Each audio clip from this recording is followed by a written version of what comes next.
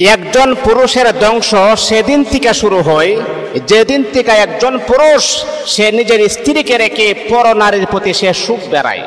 পর নারীকে দেখলে তার মনে শান্তি আসে, পর নারীকে দেখলে তার মনের মাঝে তৃপ্তি আসে। অনেক পুরুষ দেখবেন নিজের ঘরের স্ত্রী এত সুন্দর, নিজের ঘরের স্ত্রী এত স্মার্ট, নিজের ঘরের স্ত্রী এত ভালো লাগে, এত সুন্দর স্মার্ট স্ত্রীকে রেখে অনেক পুরুষ দেখবেন, অনেক খারাপ পুরুষ দেখবেন, বদনসিবরা পুরুষ দেখবেন পর নারীর প্রতি সে আসক্ত হয়ে যায়, পর নারীর প্রেমে সে হাবুডাবু খায়। আমার বাপ তো অবাক লাগে, অনেক সময় অনেক পুরুষকে আমি এমন দেখি যে তার নিজের ঘরের স্ত্রী এত সুন্দর, কিন্তু সে যে আরেকটা নারীর সাথে যে সে যে মনে করেন এই পরকীয়ায় লিপ্ত হয়েছে, সেই নারীটা দেখতে এত বিশ্রী, এত কালো, তার চেহারার দিকে একবার তাকাইলে আরেকবার তাকানো মন চাই না, আর সে ওই নারীর প্রতি সে আসক্ত হয়ে গেছে। এর মানে কি জানেন?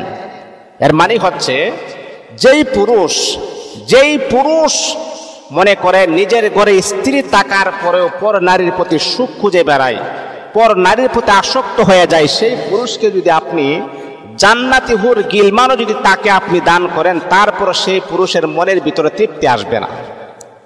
আমি 100% গ্যারান্টি দিয়ে বলতে পারি সেই পুরুষ কখনো শান্তি পাবে না, সে ধ্বংস হয়ে যাবে, অনিবার্য তার ধ্বংস অনিবার্য হয়ে যাবে।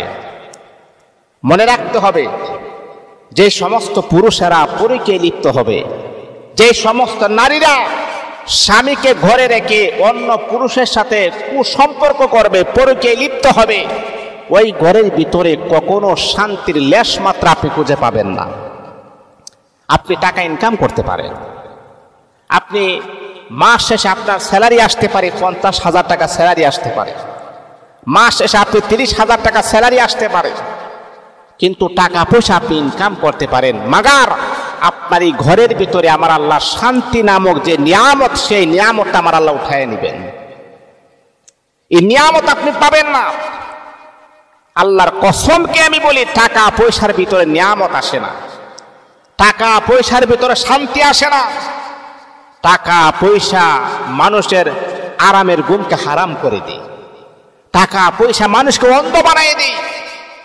এই জন্য মনে রাখতে হবে, আমি আমার পুরুষ ভাইদেরকে বলবো, আমি আমার মা বোনদেরকে আমি বলবো, যদি সংসারটাকে আপনি সুন্দর করাইতে চান, সংসারটা যদি ফুটন্ত গোলাপের মতো সুন্দর হতে চাই, তাহলে দুজনকে অবশ্যই এই জিনিসগুলা খেয়াল রাখতে হবে।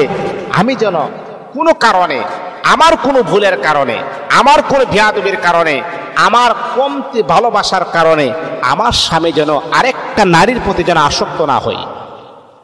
আজকে ম্যাক্সিমাম পুরুষকে যখন আমি এই কথাগুলা বলি, ভাই আপনার স্ত্রী তো অনেক সুন্দর, তাহলে আপনি কেন পর নারীর প্রতি এত আসক্ত কেন হলেন? তখন পুরুষটা জবাব দেয়, হুজুর কেন আসক্ত হব না? আমি তো নিজেও জানি আমার স্ত্রী অনেক সুন্দর, তারপরও কেন হব না? আমার স্ত্রী আমাকে যতটুকু ভালোবাসা প্রয়োজন ছিল, দরকার ছিল, ততটুকু সে আমাকে ভালোবাসে নাই। আমাকে যতটুকু সম্মান করার প্রয়োজন ছিল, ততটুকু সম্মান সে আমাকে করে নাই। আমাকে যতটুকু কেয়ারিং করার প্রয়োজন ছিল, সে আমাকে করে নাই।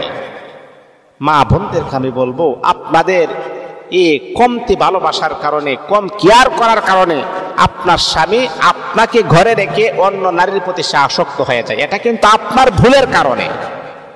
এই জন্য এই ভুল থেকে যদি কমাস কম যদি বাঁচতে না পারেন, তাহলে কিন্তু আপনার ঘরে কখনো শান্তি প্রতিষ্ঠা লাভ করবে না। এই জন্য মা বোনদেরকে আমি বলবো, এই জিনিসগুলো আমাদেরকে অবশ্যই খেয়াল রাখতে হবে।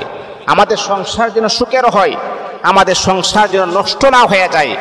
আর মনে রাখতে হবে, যেই সংসারের ভিতরে যত শান্তি আসে, সেই সংসারটাকে আমার আল্লাহ পাক রব্বুল আলামিন জান্নাতি সংসার বানায় দেন। এই জন্য মা বোনদেরকে আমি, পুরুষ ভাইদেরকে আমি বলবো, আমরা একজন আরেকজনকে স্যাক্রিফাইস করব, স্বামী স্ত্রীর মহাব্বতী ভাবে দুনিয়ার জমিনটাকে যেন আমরা সুন্দরভাবে সাজাইতে পারি।